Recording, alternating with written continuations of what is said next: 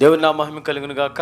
మరి యొక్క ఆదివారం దేవుని సన్నిధిలోకి ఈ విధంగా కూర్చుని ఆయన అద్వితీయ నామాన్ని స్తుతించే భాగ్యం మనందరి జీవితాల్లో ఆ దేవాది దేవుడు ఇచ్చినాడు. అందుని బట్టి ఒకసారి ఆయనకి స్తుతులు స్తోత్రాలు చెల్లించుకుందాం. ఆమేన్, హల్లెలూయా. దేవుని సన్నిధిలో కూర్చున్న మనందరికీ దేవుడు ఈరోజు ఇస్తున్న వాగ్దానము 44వ కీర్తన 3వ వచనం ద్వారా దేవుడు మనందరితో మాట్లాడబోతున్నాడు, దీవించబోతున్నాడు, ఆశీర్వదించబోతున్నాడు, బలపరచబోతున్నాడు.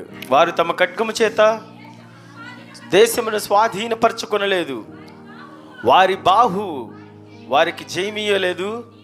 నీ వారిని కటాక్షించితివి గనుక నీ దక్షిణ హస్తమే, నీ బాహువే, నీ ముఖ కాంతియే వారికి విజయము కలుగజేసెను. ఆమేన్, హల్లెలూయా. కరహు కుమారులు రాసిన ఈ కీర్తన మొదటి వచనంలో అయితే పితరులు ఇశ్రాయేలు ఎడల చేసిన గొప్ప కార్యాలను వీళ్ళందరికీ వివరించినట్లు మొదటి వచనంలో మనం చూడగలము. పూర్వకాలమున మా పితరుల దినముల్లో నీవు చేసిన పనిని గురించి మేము చెవులారా విని ఉన్నాము. ఆమేన్, హల్లెలూయా. ఏ గొప్ప కార్యాలు చేశాడో పితరుల ఎడల లేదా ఇశ్రాయేలు ఎడల దేవుడు చేసిన గొప్ప కార్యాలను వాళ్ళ పిల్లల తరతరాలకు వివరించి ఉన్నారంట.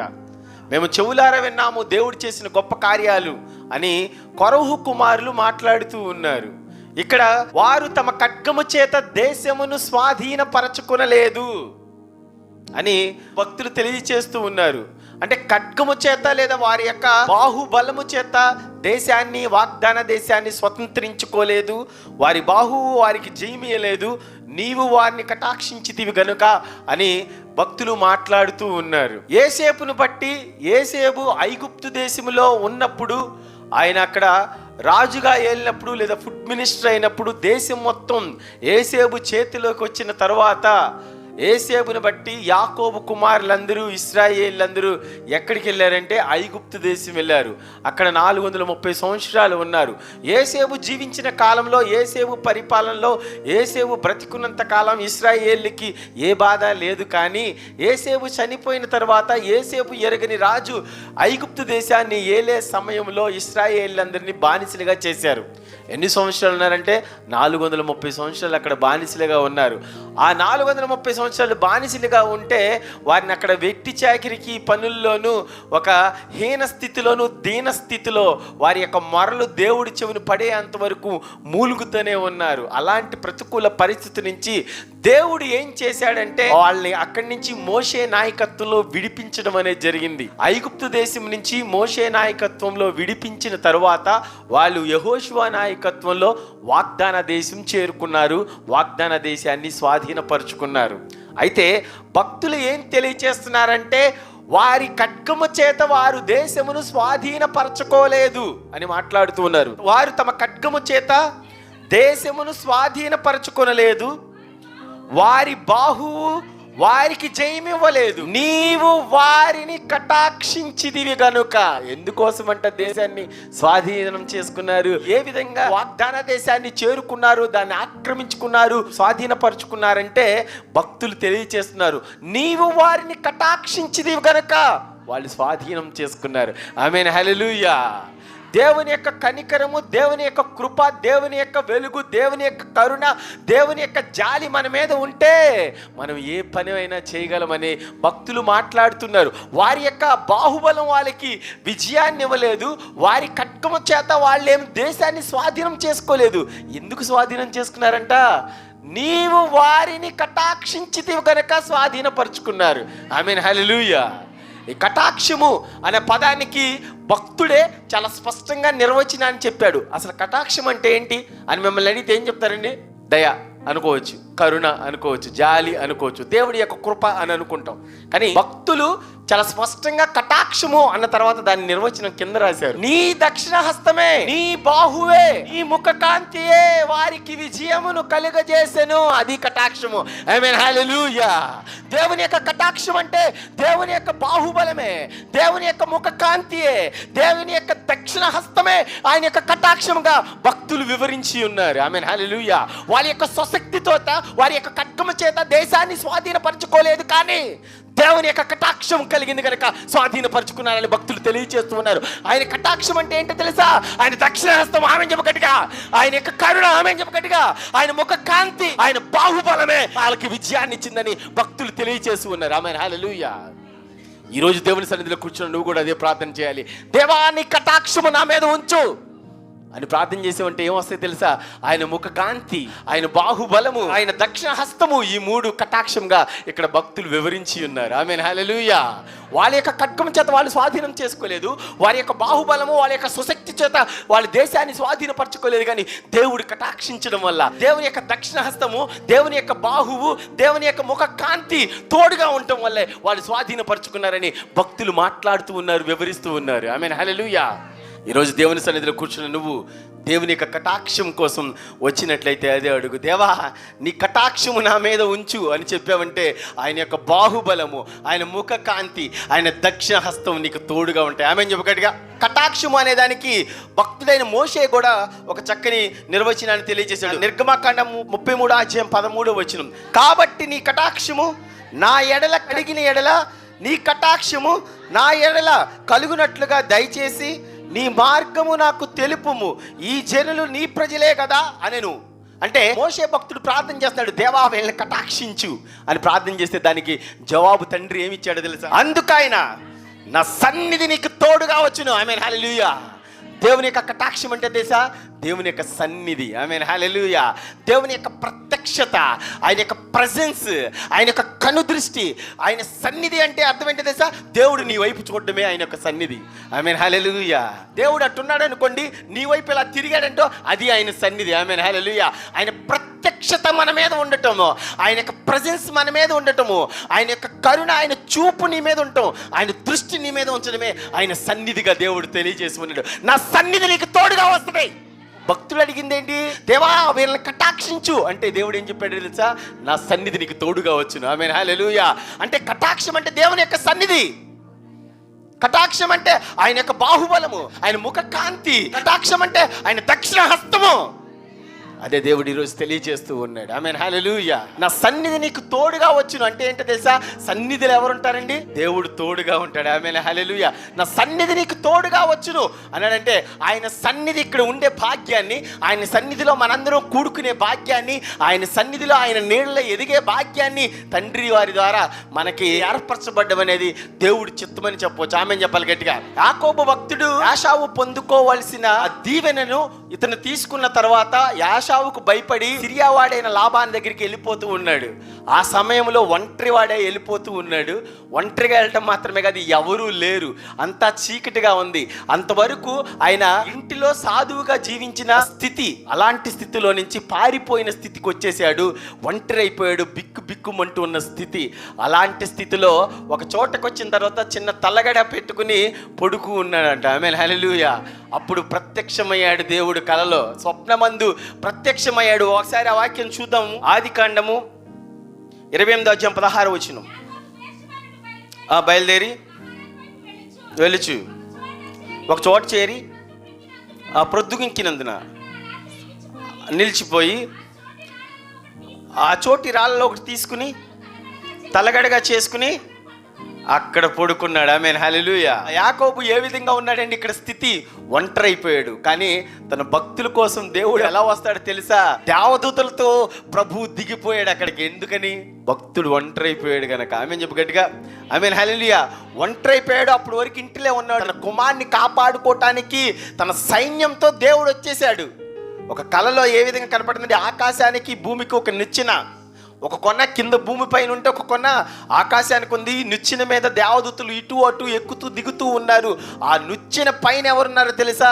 తండ్రి అయిన దేవుడు, యెహోవా దేవుడు నిలబడి ఉన్నాడు, చూస్తూ ఉన్నాడు భక్తుణ్ణి. ఆ విధంగా మనం ఒంటరి అయిపోయినప్పుడు కూడా దేవుడు అలా తోడుగా ఉంటాడు. నువ్వు అనుకుంటున్నావేమో ఒంటరి అయిపోయినని, నువ్వు అనుకుంటున్నావేమో నాకెవరు తోరులేరని, నువ్వు అనుకుంటున్నావేమో నన్ను అందరూ అసహించుకుంటున్నారని, నువ్వు అనుకుంటున్నావేమో నాకెవరు దిక్కులేరని, నువ్వు అనుకుంటున్నావేమో నేను ఒంటరినే అని అనుకుంటున్నామేం కానీ యాకోబు ఒంటరి అయిపోయినప్పుడు ఏం చేశాడు తెలుసా? తన సమూహముతో, తన సైన్యముతో, దేవదూతలతో తన యొక్క తల్లగడల కాడ నిలిచి కాపాడడానికి సిద్ధంగా ఉన్నాడు. ఆమేన్, హల్లెలూయా. ఆ గొప్ప కల కలగానే అప్పుడు యాకోబు భక్తుడు మాట్లాడుతున్న మాట, అప్పుడు యాకోబు నిద్ర తెలిసి నిశ్చయముగా దేవుడు ఈ స్థలమందు ఉన్నాడు, ఇది దేవుని మందిరమే కానీ వేరొకటి కాదు. పరలోక గవిని ఇదే అనుకునేను.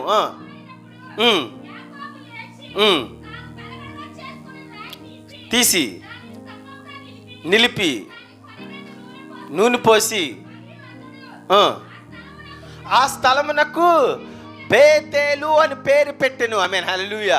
ఆ పుట్టినోట్లో బేతేలు అనే పదానికి అర్థం ఉంటుంది, చూడండి, దేవుని మందిరము. ఆమేన్, హల్లెలూయా. మోషే భక్తుడు, దేవా నీ ప్రజలను కటాక్షించు అంటే దేవుడు ఏం చెప్పాడండి? నా సన్నిధి, నా మందిరం నీకు తోడుగా వచ్చును, నా సన్నిధి నీకు తోడుగా వచ్చును అని చెప్పాడు. అదేవిధంగా దేవుని యొక్క మందిరాన్ని, బేతేల్ని స్థాపించే గొప్ప భాగ్యము దేవుని యొక్క దాసునికి ఇచ్చి ఉన్నాడు. ఆమేన్ చెప్పాలి గట్టిగా. ఆమేన్, హల్లెలూయా, హల్లెలూయా. దేవుడున్న స్థలము, దేవుడు ఖచ్చితంగా బేతేలు అనే ప్రాంతంలో ఉన్నాడు అని బైబిల్ గ్రంథంలో రాయబడి ఉంది. ఆమేన్, హల్లెలూయా. యాకోబుని కాపాడడానికి దేవుడే స్వయంగా వచ్చేసాడు. ఎక్కడ? బేతేలులో. ఆమేన్, హల్లెలూయా.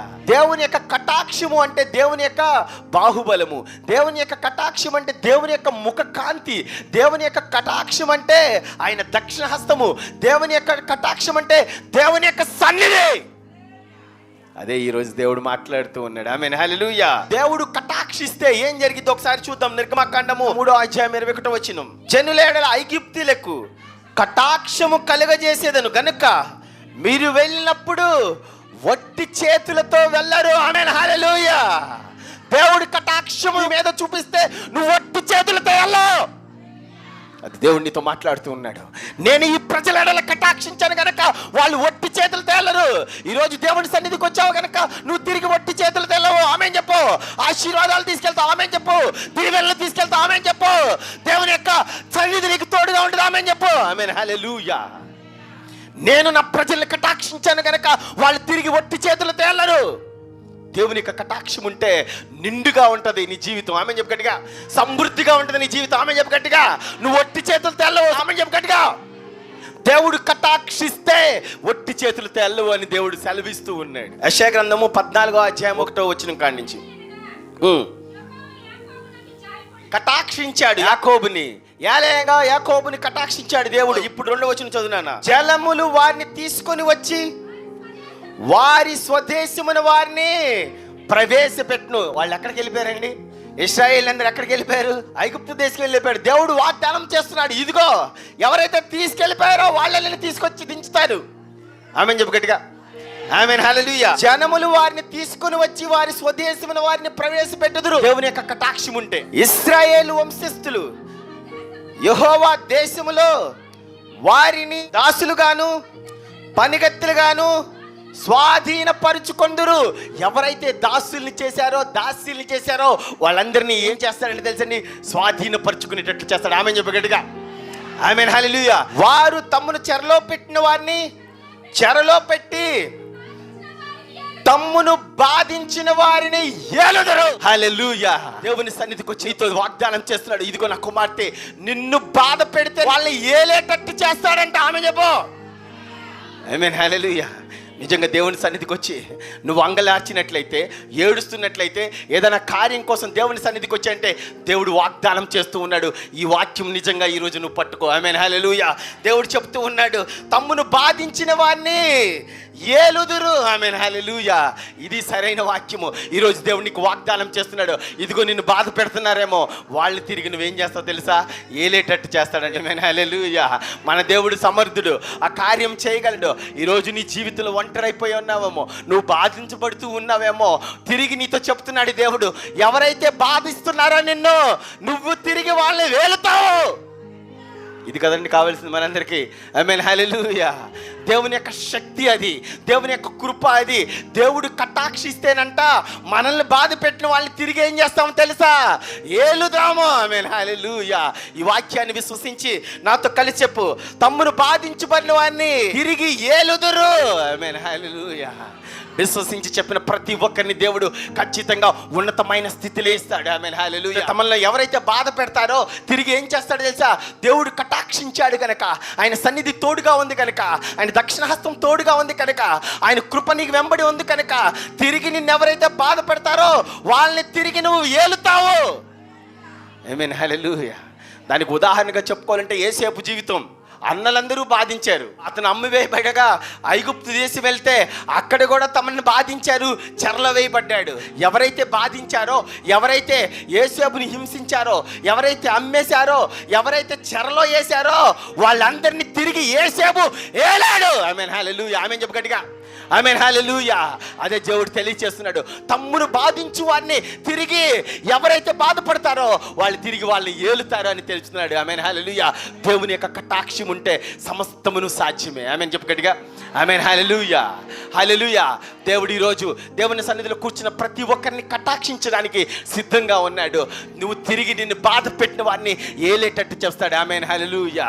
దేవుని యొక్క భక్తులకి దేవుడే కటాక్షించడం కాకుండా దేవుని యొక్క భక్తుల ఎడల ప్రజలకు కూడా కటాక్షం కలిగేటట్లు చేస్తాడు. ఆ వాక్యాన్ని చూద్దాము. ఆదికాండము 29:21. అయితే యెహోవా యోసేపునకు తోడై ఉండి అతని యందు కనికరబడి అతని మీద ఆ చెరసాల యొక్క అధిపతికి కటాక్షము కలుగజేసెను. ఆమేన్, హల్లెలూయా. దేవుని యొక్క భక్తుడు బాధపడుతున్నాడని చూసి చెరలో ఉన్న ఆ చెరసాల అధికారికి ఏం కలిగించేటట్లు చేశాడంట? దేవుడు కటాక్షము కలిగజేశాడంట. ఆమేన్, హల్లెలూయా. అందునిమిత్తము చెరసాల అధికారి ఏం చేశాడండి? చెరసాల అధిపతి ఆ చెరసాలలో ఉన్న ఖైదీలందరినీ యోసేపు చేతికి అప్పగించెను. వారు అక్కడ ఏమి చేసిరో అదంతయు అతడే చేయించుచుండెను. అది దేవుని యొక్క కటాక్షం అంటే. ఆమేన్, హల్లెలూయా. ఈరోజు దేవుడు మనతో మాట్లాడుతున్నాడు. 44వ కీర్తన 3వ వచనంలో, నీవు వారిని కటాక్షించితివి గనుక వాళ్ళు దేశాన్ని స్వాధీనపరుచుకున్నారు. వారి ఖడ్గము వారికి విజయాన్ని దయచేయలేదు, కేవలం నువ్వు కటాక్షించావు గనక వారు దేశాన్ని స్వాధీనం చేసుకున్నారని చెప్తున్నారు. కటాక్షం అంటే నీ దక్షిణ హస్తము, నీ బాహువు, నీ యొక్క ముఖ కాంతి తోడుగా ఉండటమే కటాక్షం అని భక్తుడు మాట్లాడుతూ ఉన్నాడు. అదేవిధంగా యోసేపు జీవితంలో వచ్చిన ఆ ప్రతికూల పరిస్థితిలో కూడా దేవుడు ఏం చేశాడు తెలుసా? ప్రజలకు కూడా, చెరసాల అధికారికి కూడా భక్తుడిని చూడంగానే కటాక్షం కలిగేటట్లు చేశాడంట. ఆమేన్ చెప్పు గట్టిగా. ఆమేన్, హల్లెలూయా. ఈరోజు దేవుని సన్నిధిలో కూర్చున్న ఏ స్థితిలో ఉన్నా నువ్వు కూడా నీ ఎడల ప్రజలకు కటాక్షం కలిగేటట్లు దేవుడు చేస్తాడు.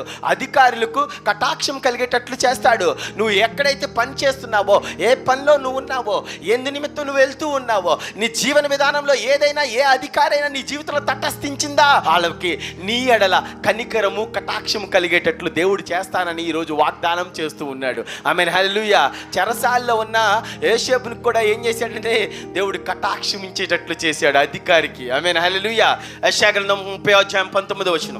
సీయోనులో యెరూషలేములో ఒక జనము కాపురముండును, జనమా నీవిక నేమాత్రము కన్నీళ్లు ఎడవవు. అది దేవుడు ఈరోజు తెలియజేస్తున్నాడు. ఎందుకంటే దేవుడు కటాక్షించాడండక. ఓ నా ప్రజలారా, నువ్వు ఇంకా ఎప్పటికీ ఏడవు, కన్నీళ్లు ఎడవు అని దేవుడు తెలియజేస్తూ ఉన్నాడు. తర్వాత ఆయన నీ మొరవిని నిశ్చయముగా నిన్ను కరుణించును, కటాక్షించును. ఆయన నీ మాట వినగానే నీకు ఉత్తరం ఇచ్చును. ఆమేన్ చెప్పు గట్టిగా. ఆమేన్, హల్లెలూయా. ఈ వాక్యం నాతో విశ్వసించి చెప్పు. యేసయ్యా నా ప్రార్థన వినగానే నాకు ఉత్తరం ఇచ్చును, జవాబిచ్చును, పరిష్కారాన్ని ఇచ్చును, సాయం చేయను. ఆమేన్, హల్లెలూయా. ఖచ్చితంగా ఏ స్థితిలో ఉన్నావో, దీన స్థితిలో ఉన్నావేమో, ప్రతికూల పరిస్థితిలో ఉన్నావేమో, ఎవరు నిన్ను అర్థం చేసుకొని స్థితిలో ఉన్నావేమో, కుటుంబంలో కలతలతో బాధపడుతున్నావేమో, కోడళ్ళ మధ్య, కొడుకు మధ్య, అత్తగారి మధ్య నువ్వు ఇబ్బంది పడుతున్నావేమో, దేవుడు తెలియజేస్తున్నాడు. ఎవరైతే నిన్ను బాధ పెట్టారో, ఎవరైతే నిన్ను హీనంగా చూస్తున్నారో, తిరిగి వాళ్ళు నువ్వు ఏలేటట్టు చేస్తాను దేవుడు తెలుస్తున్నాడు. విశ్వసిస్తే ఆమేన్ చెప్పు. ఆమేన్, హల్లెలూయా. దానియేలు గ్రంథం 1:9 కూడా దేవుని యొక్క భక్తులు కటాక్షించినట్టు చూద్దాం. దేవుడు నపుంసకుల అధిపతి దృష్టికి దానియేలునకు కృపా కటాక్షమునందా అనుగ్రహించెను. ఆమేన్, హల్లెలూయా. యూదా రాజు అయిన యెహోయాకీము ఏలుబడిలో 3వ సంవత్సరంలో బబులోను సామ్రాజ్య అధినేత నెబుకద్నెజరు యూదా రాజ్యాన్ని ఆక్రమించుకోవడానికి వచ్చాడు. అక్కడ ఆక్రమించుకోవడం మాత్రమే కాదు, అక్కడున్న కొందరి బాలులను, అందమైన వాళ్ళని, జ్ఞానవంతుల్ని చెరపట్టబడి ఆ దేశానికి తీసుకెళ్ళిపోయారు నెబుకద్నెజరు. తీసుకెళ్ళిన తర్వాత ఆ రాజు వాళ్ళకి ఏం చేశాడంటే, ఆయన తినే ఆహారంలో కొంత భాగానికి వాళ్ళకి ఇవ్వమని నపుంసకుని ఒకరిని ఏర్పాటు చేసి యూదా రాజ్యం నుంచి తీసుకొచ్చిన వాళ్ళకి ఏర్పాటు చేయడం అనేది జరిగింది. రాజు తినే ఆహారాన్ని వాళ్ళకి ఇవ్వాలి. అక్కడున్న భక్తులు, దేవుని యొక్క భక్తులు దాన్ని తినటానికి ఇష్టపడలేదు. అంత మాత్రమే కాదు, అది ద్రాక్షారసము ఆ పానం చేయటానికి భక్తులు దానియేలు, తర్వాత షడ్రకు, మెషకు, అబేద్నెగో ఇలా అందరూ దాన్ని వ్యతిరేకించారు. వాక్యాలు కొన్ని చూద్దాము. 1వ అధ్యాయం 5వ వచనం. మరియు నుండి తాను పానం చేయ ద్రాక్షారసంలో నుండి రాజు ఏం చెప్పాడంటే, ఆయన తినే ఆహారాన్ని తిరిగి వాళ్ళకి ఎవరైతే చెరపెట్టబడి తీసుకెళ్లారో, దానియేలు, షడ్రకు, మెషకు, అబేద్నెగోలో ఇంకా కొంతమంది బాలుని తీసుకెళ్లారు, వాళ్ళకి రాజు తినే ఆహారాన్ని ఇవ్వమని చెప్పాడు. 8వ వచనం.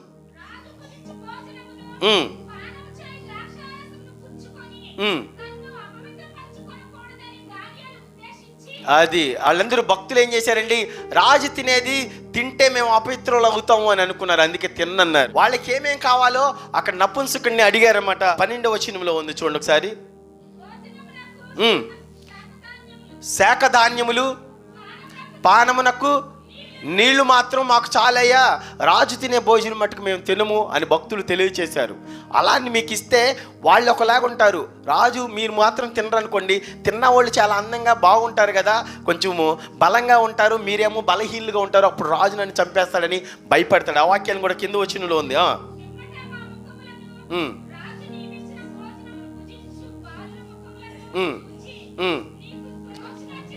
చెయ్యి అని చెప్పి నపుంసకుడిని కోరారు. ఒకవేళ మీరు ఆరోగ్యంగా లేకపోతే మటుకి రాజు మమ్మల్ని చంపేస్తాడు కదా, మీరు సొంతంగా రాజు తినే ఆహారాన్ని తిన్నన్నారు అని నపుంసకుడి కోరగా, వాళ్ళ ఎడల ఏం చూపించాడంటే దేవుడు, ఆ వాక్యం చదువునన్న, దేవుడు నపుంసకుల అధిపతి దృష్టికి దానియేలునకు కృపా కటాక్షము నొంద అనుగ్రహించాడు. అదే నువ్వు కోరుకున్నట్లే, నువ్వేం కోరుకుంటున్నావో ఆహారమే నీకు ఇస్తానని ఆ కటాక్షం భక్తుల ఎడల అధికారికి లేకపోతే నపుంసునికి కూడా కటాక్షం కలిగేటట్లు చేశాడు. వాళ్ళు చెప్పినట్లే ఆహారం తినగానే 10 దినములైన తర్వాత సౌందర్యంగా కనిపించను. ఆమేన్, హల్లెలూయా. దేవుని యొక్క కటాక్షము ఆ బిడ్డల మీద ఉంది కనుక దేవుడు ఆ విధంగా వాళ్ళు కోరుకున్న దాన్ని బట్టే వాళ్ళు అందంగా సౌందర్యం కలపడం అనేది జరిగింది. రాజు తినే ఆహారాన్ని నిరాకరించినప్పటికీ ఆ భక్తులకి ఎడల కనికరం పొందేటట్లు చేశాడు. ఆమేన్, హల్లెలూయా. ఈరోజు దేవుడు మనతో మాట్లాడుతూ ఉన్నాడు. ఆయన కటాక్షిస్తే ఆయన బాహుబలం మనకు తోడుగా ఉంటుంది. యేసయ్య కటాక్షిస్తే ఖచ్చితంగా ఆయన సన్నిధి మనకు తోడుగా ఉంటుంది. యేసయ్య కటాక్షిస్తే ఆయన దక్షిణ హస్తం మనకు తోడుగా ఉంటుంది. యేసయ్య కటాక్షిస్తే ఆయన ముఖ కాంతి మన మీద ప్రసరిస్తూ ఉంటుంది. ఆమేన్, హల్లెలూయా. ఆయన కటాక్షించే దేవుడు. ఆమేన్, హల్లెలూయా. ఆయన ఖచ్చితంగా మన ఎడల తోడుగా ఉంటాడు. ఒక చిన్న ఉదాహరణ చూపిస్తాను. మార్కు సువార్త 10వ అధ్యాయం 47వ వచనం. ఈయన నజరేయుడని యేసు వాడు విని, దావీదు కుమారుడా యేసు నన్ను కరుణింపు అని కేకలు వేసాను. ఆమేన్, హల్లెలూయా. ఏం చెప్తాడు తెలుసా, దేవా యేసయ్య అని అన్నాడు. ఖచ్చితంగా తన కన్ను దృష్టి దేవుడు ఆగాడా, దేవుడు నిలిచాడా, దేవుడు కటాక్షించాడా, దేవుడు కరుణించాడా? యేసయ్య నిలిచినట్లయితే ఖచ్చితంగా నేను కన్ను దృష్టి పొందుకుంటానని కేకలు వేయటం మొదలు పెట్టాడు. ఆమేన్, హల్లెలూయా. ఖచ్చితంగా యేసయ్య ఆ పిలుపుని ఏం చేయగలిగింది తెలుసా, ఆపగలిగింది. ఆమేన్, హల్లెలూయా. యేసయ్య నిలిచి నేనేం చేయగోరుతున్నామంటే వెంటనే నాకు దృష్టిని ఒదక చేయమంటే ఖచ్చితంగా ప్రార్థించగానే ఏం జరిగింది తెలుసా, ఆయన కన్ను దృష్టి పొందుకున్నాడు. ఆమేన్, హల్లెలూయా. ఈరోజు దేవుడు మాట్లాడుతూ ఉన్నాడు. వాక్యం చూద్దాము. 44వ వచనము. వారు తమ ఖడ్గము చేత దేశమును స్వాధీనపరచుకొనలేదు, వారి బాహు వారికి జయమివ్వలేదు. నీవు వారిని కటాక్షించితివి గనుక నీ దక్షిణ హస్తమే, నీ బాహువే, నీ ముఖ కాంతియే వారికి విజయాన్ని ఇచ్చింది. ఆమేన్ చెప్పండి. ఆమేన్, హల్లెలూయా. 2 చేతులెత్తో. ఈరోజు దేవుడు నిన్ను కటాక్షించడానికి సిద్ధంగా ఉన్నాడు. ఎందుకు నిమిత్తమో దేవుని సన్నిధికి వచ్చావో దేవుడు కటాక్షించబోతున్నాడు. దేవుడు నిన్ను కరుణించబోతున్నాడు, నీ కోసం నిలవబోతున్నాడు, నిన్ను చూడబోతున్నాడు. ఆయన ముఖ కాంతి నీ మీద చూపించబోతున్నాడు, ఆయన కన్ను దృష్టి నీ మీద ఉంచబోతున్నాడు. కటాక్షించబోతున్నాడు. ఆయన బాహుని బలాన్ని నీకు తోడుగా ఇవ్వబోతున్నాడు. ఆయన సన్నిధిని నీకు తోడుగా ఇవ్వబోతున్నాడు. ఆమేన్, హల్లెలూయా. యేసయ్యకు చెప్పు, దేవా నజరేయుడైన యేసు, దావీదు కుమారుడా, నన్ను కటాక్షించు, నన్ను కరుణించు. నా దీన స్థితిని ఎరిగి ఉన్నావు, ఖచ్చితంగా నా స్థితిని మార్చు. దేవా నాకు తోడుగా ఉండు, నీ సన్నిధి నాకు తోడుగా ఉండలేమో అని ప్రార్థించే. ఈరోజు దేవుడు ఖచ్చితంగా నిన్ను కటాక్షించడానికి సిద్ధంగా ఉన్నాడు. కటాక్షించాడంటే ఆయన బాహుబలం మనకు తోడుగా ఉంటుంది. దేవుడు కటాక్షించినట్లయితే ఆయన ముఖ కాంతి మనకు తోడుగా ఉంటుంది. దేవుడు కటాక్షించినట్లయితే ఆయన కడు దృష్టి మనకు తోడుగా ఉంటుంది. దేవుడు కటాక్షించినట్లయితే ఆయన దక్షిణమతం మనకు తోడుగా ఉంటుంది. దేవుడు కటాక్షించినట్లయితే ఆయన సన్నిధి మనకు తోడుగా వచ్చును. ఆమేన్, హల్లెలూయా. ఏ స్థితిలో ఉన్నావో ఈరోజు దేవుడు నీతో మాట్లాడుతూ ఉన్నాడు. ఖచ్చితంగా నిన్ను కరుణించబోతున్నాడు. తమ్మును బాధించి వారిని తిరిగి ఏలుదురు అని దేవుడు తెలియచేసి ఉన్నాడు. ఈరోజు దేవుని సన్నిధికి వచ్చి నీతో మాట్లాడుతూ ఉన్నాడు. ఆయన కటాక్షి నీ మీద ఉండాలా, ఆయన కరుణ మీద ఉండాలా, ఆయన కృప నీ మీద ఉండాలా, ఆయన దక్షిణ హస్తం నీ మీద ఉండాలా, ఆయన యొక్క ముఖ కాంతి నీ మీద ఉండాలని నువ్వు కోరుకుంటున్నావా? అయితే దేవునికి చెప్పు, నజరేయుడైన యేసు నన్ను కటాక్షించు, నన్ను కరుణించు, నీ యొక్క దయ నా మీద చూపించు. యేసయ్య నా స్థితి నీకు తెలుసు. విరిగి నలిగిన హృదయం కలిగిన ప్రతి ఒక్కరి ప్రార్థన దేవుడు ఆలకిస్తాడు. నాకు మొరపెట్టు వారికి, నాకు నిజముగా మొరపెట్టు వారికి నేను సమీపంగా ఉన్నానని దేవుడు సెలవిస్తూ ఉన్నాడు. ఆమేన్, హల్లెలూయా. దేవుని యొక్క నామాన్ని స్తుతించండి, దేవుని యొక్క నామాన్ని నిన్నటితో స్మరించు.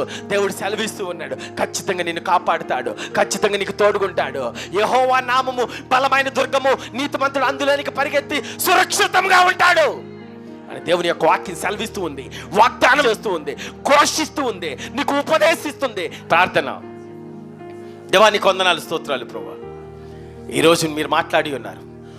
వారి ఖడ్గము వారికి విజయాన్ని ఇవ్వలేదు, వారి బాహుబలము చేత వారు దేశాన్ని స్వాధీనపరచుకోలేదు. కేవలం నేను కటాక్షించడం వల్లే, నా బాహువు, నా యొక్క కన్ను దృష్టి, నా దక్షిణ హస్తము, నా సన్నిధి వారికి తోడుగా ఉంది కనుకే మీ పితరులైన ఇశ్రాయేలు వాగ్దాన దేశాన్ని స్వాధీనపరచుకున్నారని మీరు మాతో మాట్లాడి ఉన్నారు ప్రభువా. అదేవిధంగా మీరు మాకు తోడుగా ఉండండి, మీ కటాక్షాన్ని మా మీద ఉంచండి ప్రభువా. ఇదిగో ఈరోజు దేవుని సన్నిధిలో కూర్చుని ప్రభువా, ఈరోజు వచ్చిన ప్రతి ఒక్కరిని మీ చేతికి అప్పగిస్తున్నాను. మీ సన్నిధిలో ఏడుస్తున్న వాళ్ళని, మూలుగుచున్న వాళ్ళని, రోధిస్తూ ఉన్న వాళ్ళని, కన్నీటితో ఉన్న కన్నీళ్ళు, ఇదిగో ప్రతి ఒక్క బాష్ప బిందువును నేను తుడుస్తా ఈరోజు అని వాగ్దానం చేసి ఉన్నారు ప్రభువా. ప్రతి ఒక్కరిని మీ చేతికి అప్పగిస్తున్నాను ప్రభువా. దీవించండి. ఏం కోరుకుని దేవుని సన్నిధికి వచ్చారో, ఏమి ఆశించి దేవుని సన్నిధికి వచ్చారో ప్రభువా, in the name of Jesus, యేసు అనే బలమైన నామములో వారిని ఖచ్చితంగా మీ చేతికి అప్పగిస్తున్నాను. ఖచ్చితంగా దీవించి ఆశీర్వదిస్తారు నమ్మొచ్చు. రానున్న యేసే నామమున అడిగి వేడుకుంటున్నాం తండ్రి.